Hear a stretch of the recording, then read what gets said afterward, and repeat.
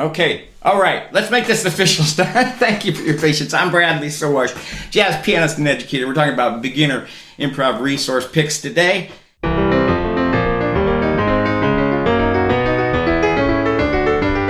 these, I'm going to hit it right here by sharing a PowerPoint with you, and we will go through that. Feel free to chat as we go with each other. I may not be able to see that while I'm sharing the PowerPoint. And I'm very happy you're here with me for this little more presentational than the usual teaching and interactive improv tip of the month. So you should be able to see the PowerPoint here. And I would tell you that some people are not familiar with the way they can move the screen around. So if you're seeing a very big Bradley and a very small PowerPoint, then you can grab that middle bar and move it side to side and adjust it to fit your what you would like to do to share that even better, to see it better. So here we go. Let's hit this. I'm going to divide this into certain parts here.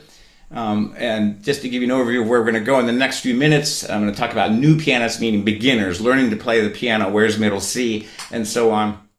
And then we're going to talk about pianists who already play the piano at late beginner or early intermediate on up to professional levels, who may be new to improvisation. And then I'm going to show you a few of my favorite resources for teaching theory and ear training, which is really nice when those are put together. And then we'll touch on technique, how to practice technique, not how to practice technique, but what resources support that. And I'll end with some teaching or practice aids. So here we are for new pianists, and my opening resource is Pattern Play by the late Forrest Kinney, which he wrote with his then wife Akiko.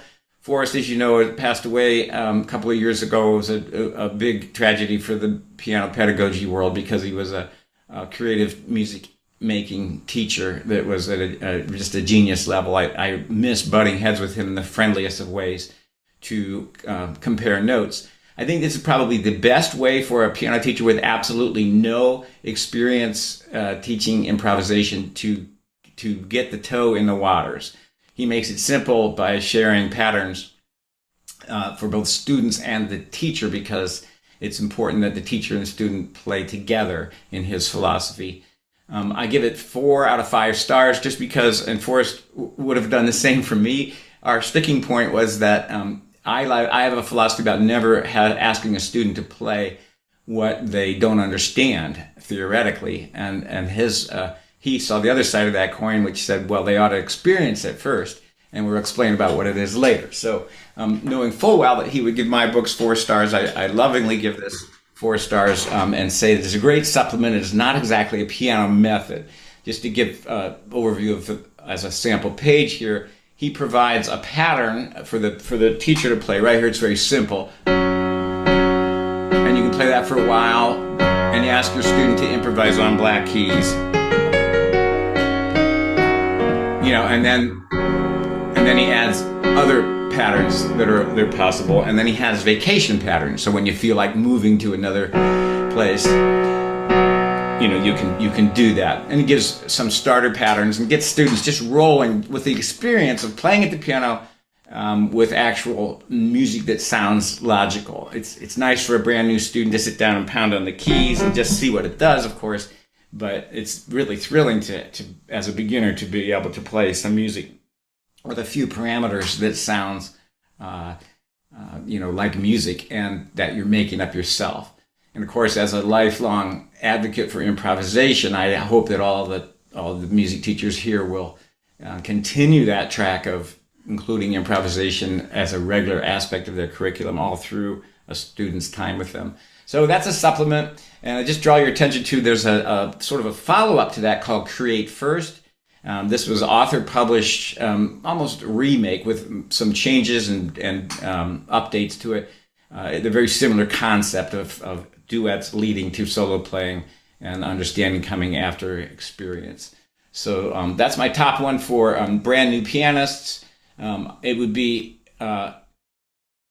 would be understandable, I think, for you that I give my own book here 5 stars, because if I didn't agree with every bit of the philosophy of this beginning keyboard improvisation method, I wouldn't have written it.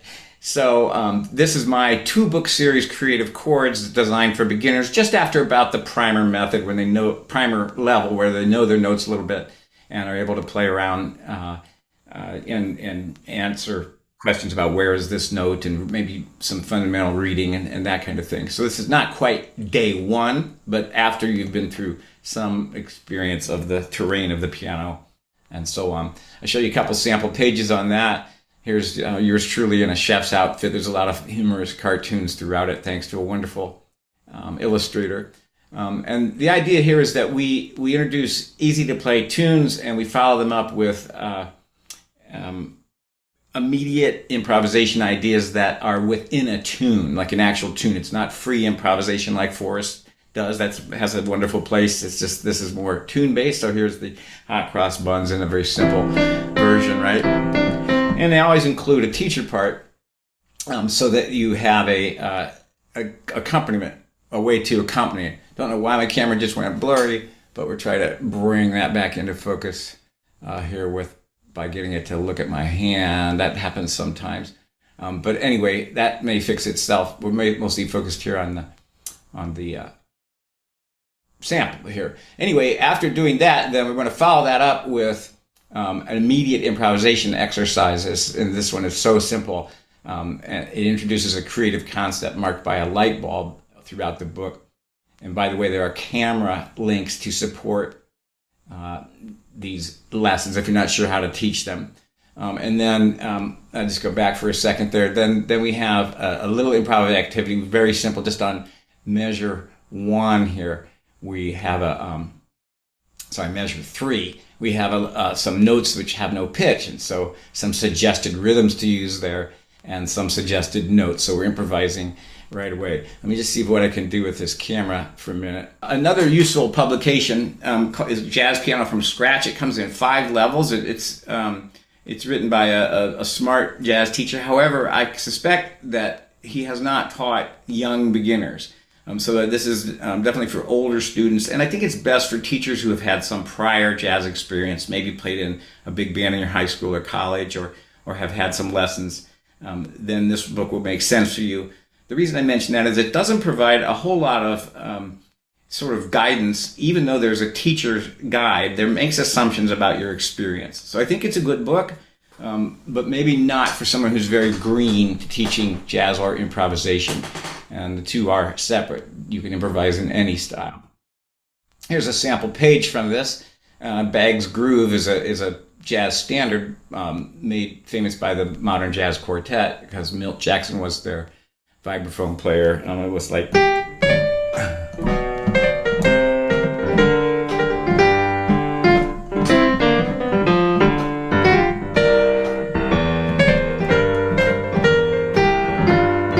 Maybe you recognize that. So what he does is he provides some suggested notes for improvisation, and here he just puts a collection of 3 on this chord, 3 on that chord, and a few more as it progresses.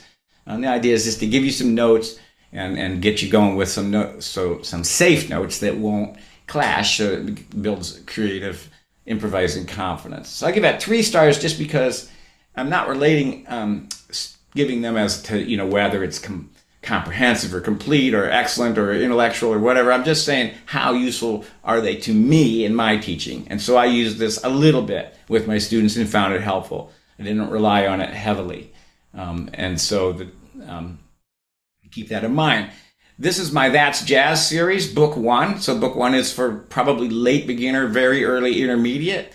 And the key word here is that it's a supplemental series. This is not a method, but it is a jazz piano method. In other words, if a student already has a method and they're learning to play and getting the basics and all the kinds of things that a good method has in it, this is a supplement designed to say, all right, what is jazz all about?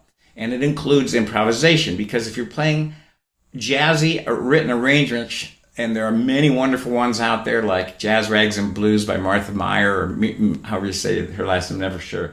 That is an excellent, sound of jazz, as is like the New Orleans styles of William Gillick. Am I saying that right? Also, and I think that was one of the first jazzy pieces I learned.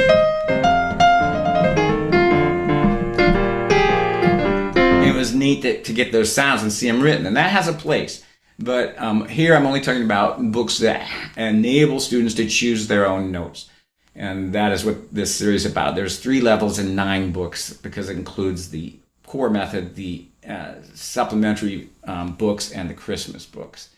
Just to give you a quick overview of how that works, they all have a warm-up page. This is taken from a longer presentation on this, where we just do the sorts of things that any piano teacher would do about introducing a technical challenge or something to think about. And here on page 1, very simple, or first tune, the idea of hands sometimes being together and sometimes being separate, and then before putting them together. So we're all familiar with that. Practice hands alone. I can remember my mother emphasizing when I was learning. So there's your warm-up page. It's kind of like 4 parts to it.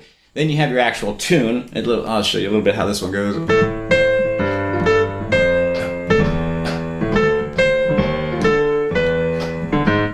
So it's a simple little tune, and it has an optional duet part for the teacher to play.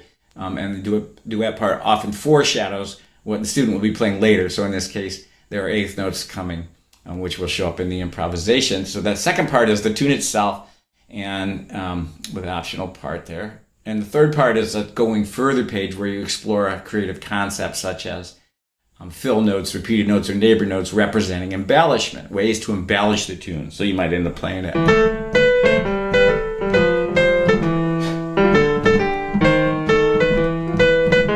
After working through these exercises. And lastly, there's an improv challenge, which is your teacher assignment. When you say, send them home and say, this is what I want you to do with this tune, and there it is for you. We were very aware writing this that most of the teachers would not have had a lot of jazz experience. So basically, you just work through the book. It's the best-selling jazz piano method in the world, I think, because it's easy, and it takes bite-sized theory nuggets and presents them in a way that is immediately applicable. And that was the goal of this series. So that is my sort of flagship book series. This is a new book by Jeremy Siskind, a wonderful jazz pedagogue who I'm getting to know better and better through music conferences. And he's out in Los Angeles area.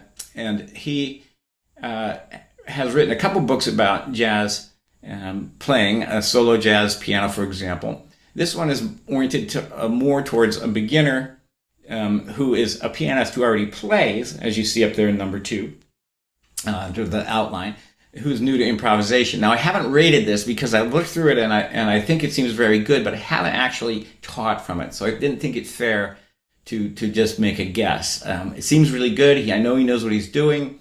It did strike me that it's more oriented towards adults. He's a college professor and used to teaching class piano with classically trained pianists and showing them the world of jazz. And I think that's the kind of the target of where he's reaching here. So here's a sample page from that, where he has just some sample licks and that have a swing feel. I'll put a little drone under this. And a 1, 2, 3, and a 1. It's so tiny on my screen.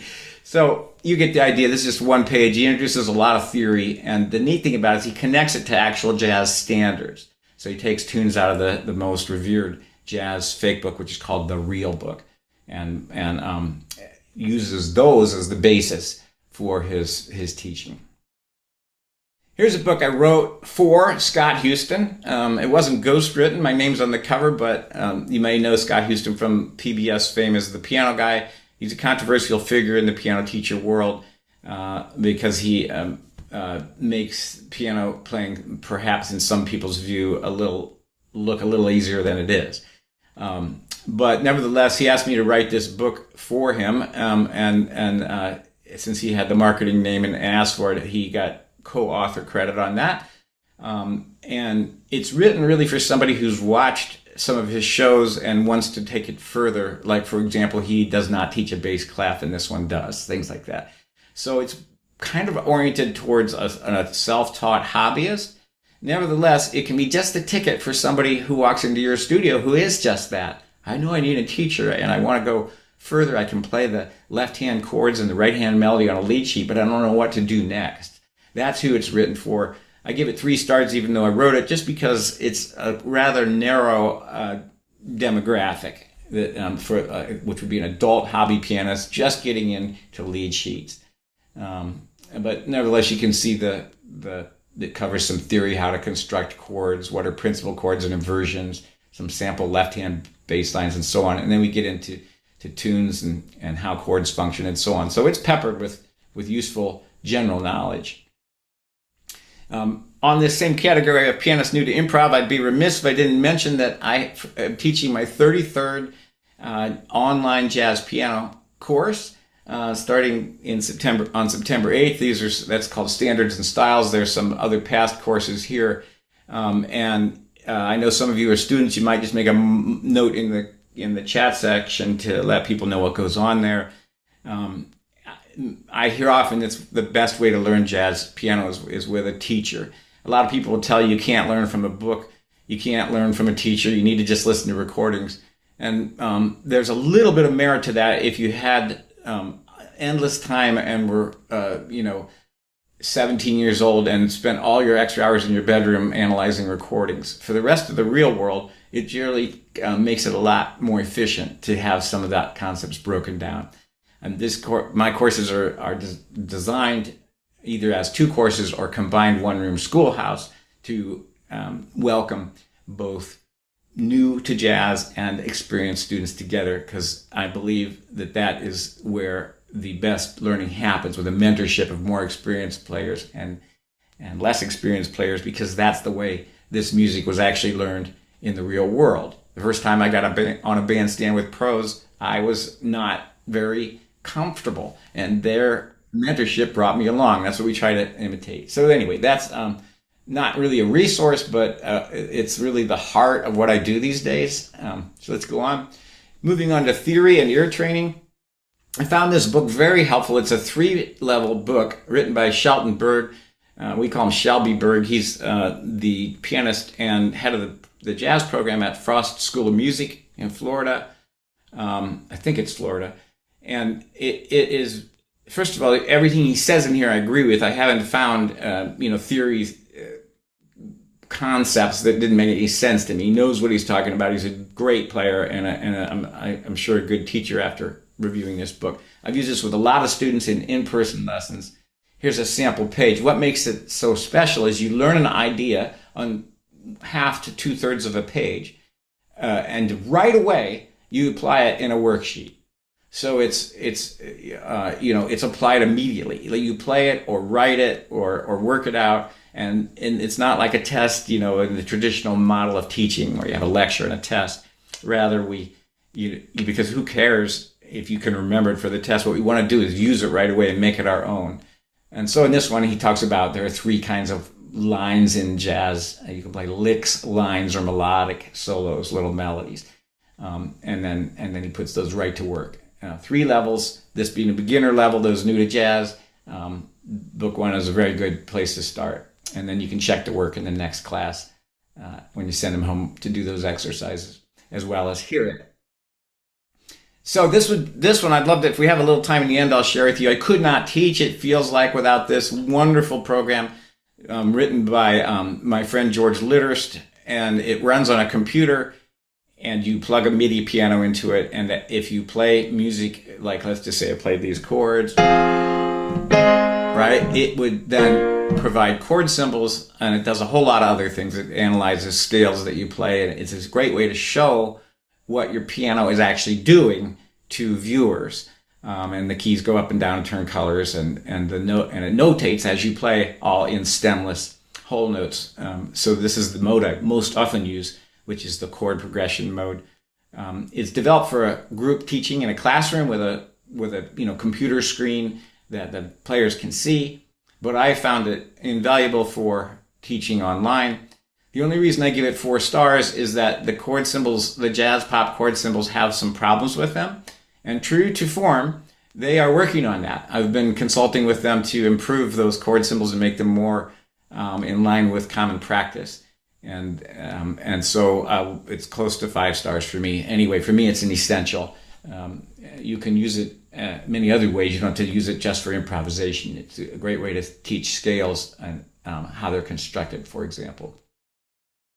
I wanted to include some classical improvisation in here. So this book by Brian Chung and Dennis Thurmond. Brian Chung, you may know as I don't know what his position is, but he's a high up, maybe the top, I don't know, of Kawai Piano.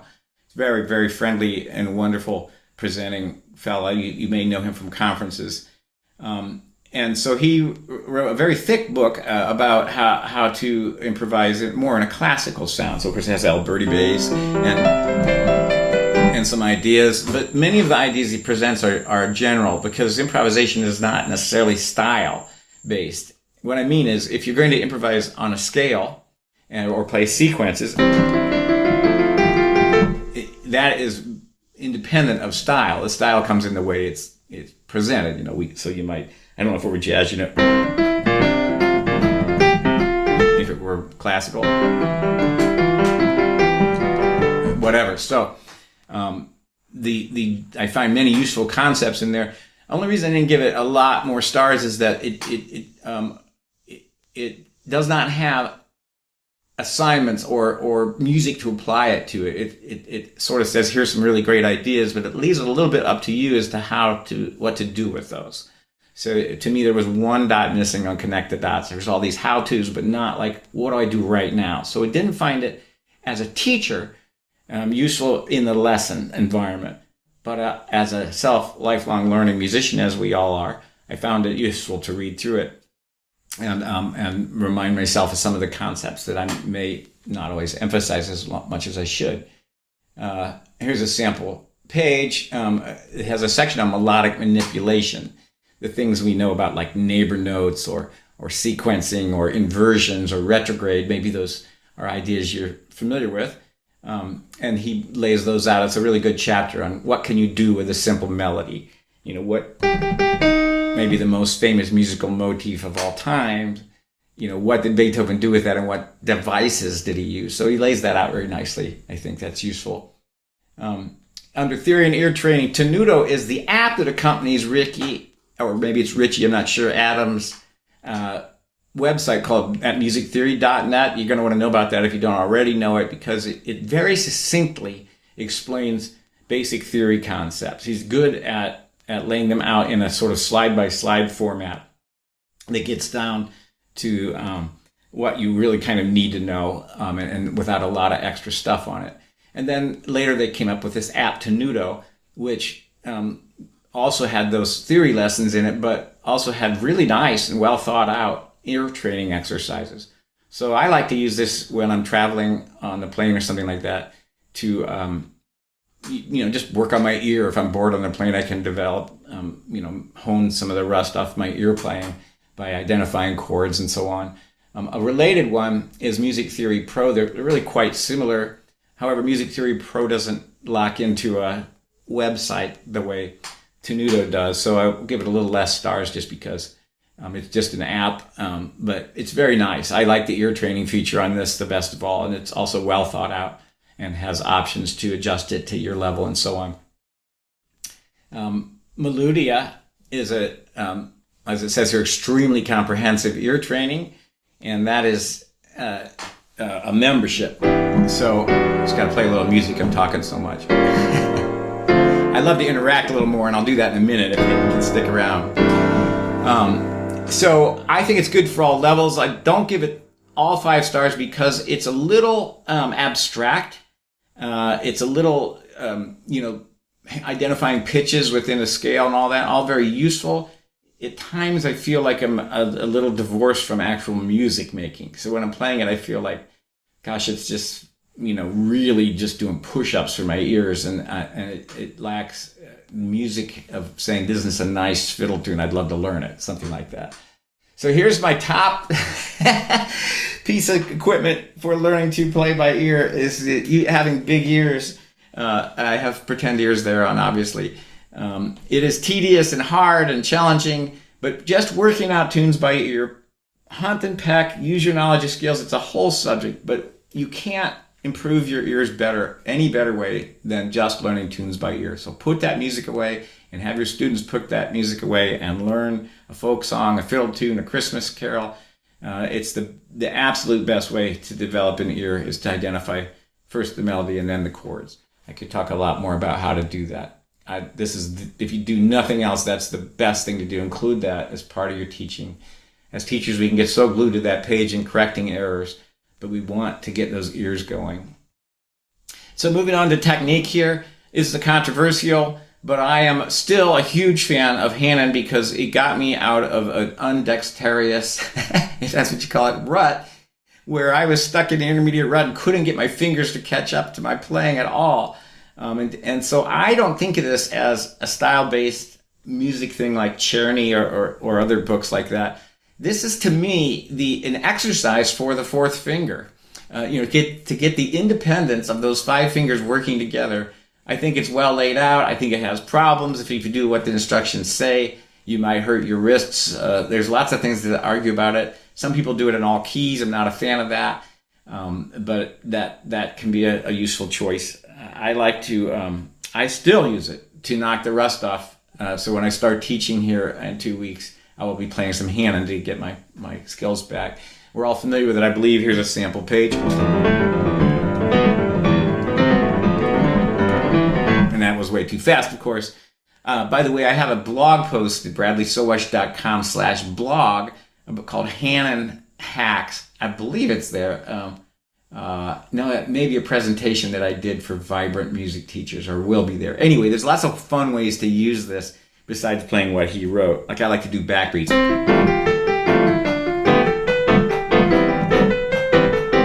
Things like that. So that's a whole other topic. Under technique, another useful book that I found useful as a jazz teacher is Oscar Peterson's book, written by arguably one of the greatest jazz pianists to ever live. It has really cool, jazz licks in it and exercises, and it does move from easier to difficult to quite difficult. It's just not clear what you do with it, and it needs editing. For example, Oscar sometimes wrote eighth notes that he intended with a swing feel, and sometimes wrote dotted eighth, 16th notes, which he intended with a swing feel. But he notates them two different ways and doesn't explain that, or the editor didn't. I'm sure this was a bundle of papers that he handed to an editor, and they put it together. So it's got wonderful stuff in it. I just feel like it lacks clarity in what you're actually supposed to do. But on the other hand, you get to see up close some Oscar Peterson licks and in a sort of an exercise environment. Here's an early page from it where he's working out the left hand here. So it's a walking bass, And what he does is he does an exercise, and I have no idea why. He calls them minuets, even though they're in 4/4, where he then works off that exercise. Here the right hand moves from chords to little licks, etc. So this is the way the book starts pretty early. And it gets very interesting as it goes.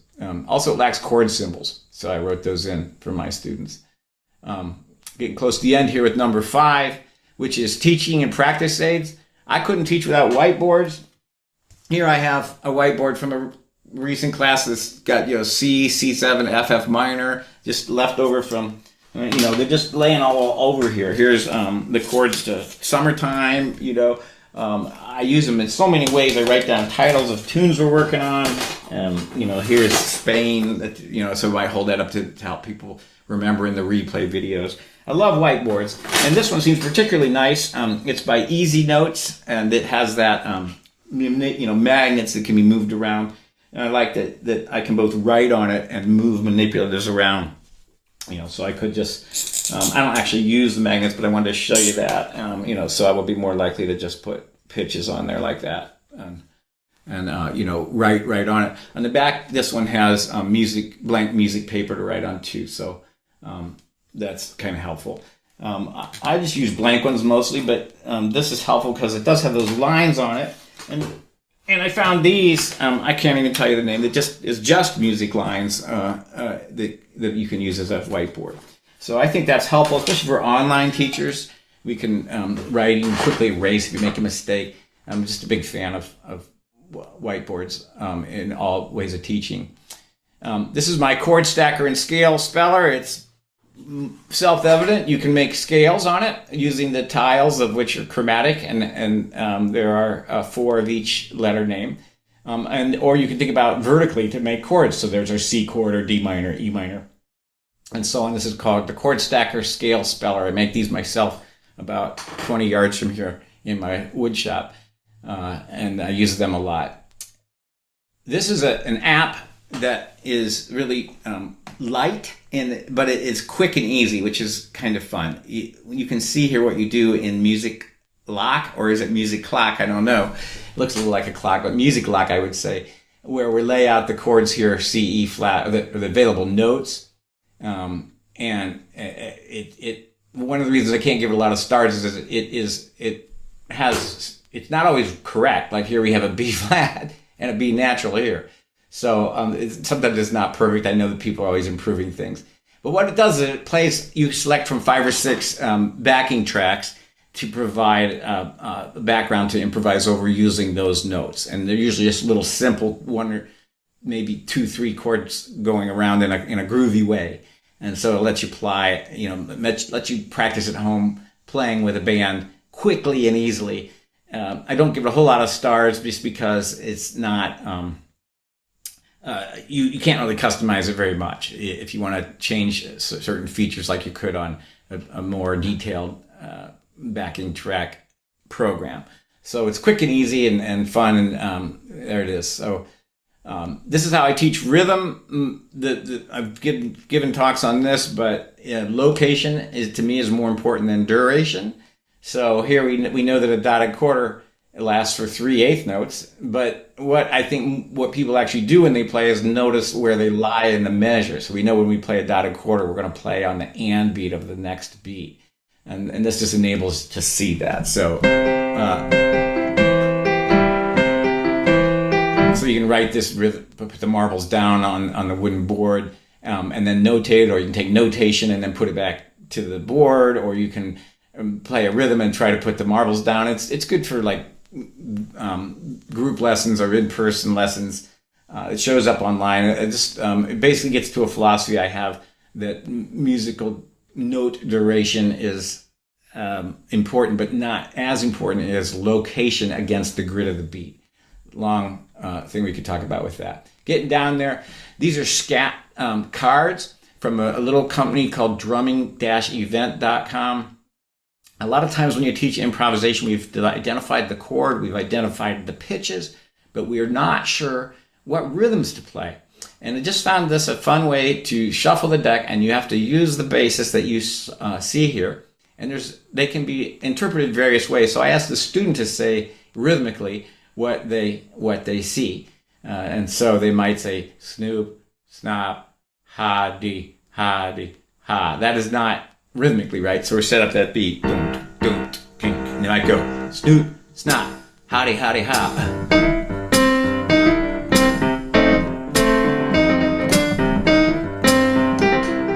And so it just is a sort of a source for writer's block or improviser's block, if you will, to just dig up a rhythm. So I have my deck right here on my teaching table, and we can just pull out any rhythm that comes to mind. That there are 3 decks of that I find the first one to be more than I can use, but the company makes more than that. Lastly, I believe it's last, and I know we're going a little over here. My favorite app is iReal Pro. I have it one right here. You punch in a couple chords, change the style, and so here I have a medium swing. I wrote in some blues chords. Oops.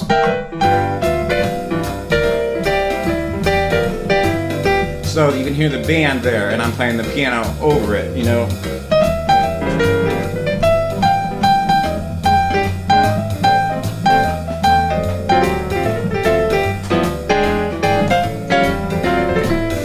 Etc. So I really am a fan of this app because it provides a realistic sounding band, but it's not so esoteric, and it's the way the band is playing that it turns into jazz gobbledygook. You're able to actually follow it and play with it, and it's easy to put in chords. It can be as simple as Twinkle Twinkle Little Star primary chords, And it's all loaded with styles, and you can do it in a jazz way, a rock and roll way, Latin, and so on.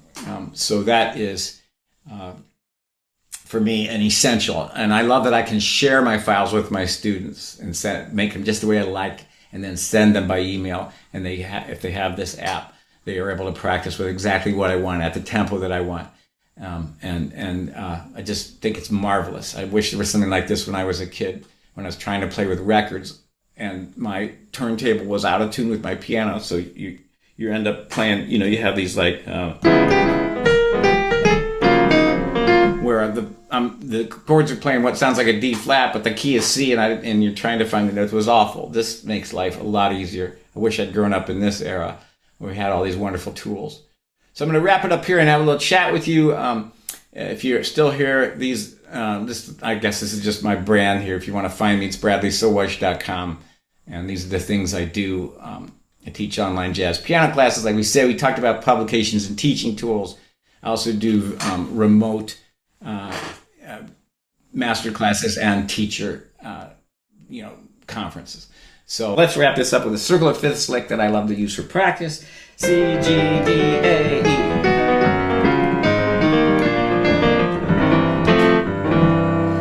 And you know what it is. Until next time, enjoy your creative music making journey. Bye for now.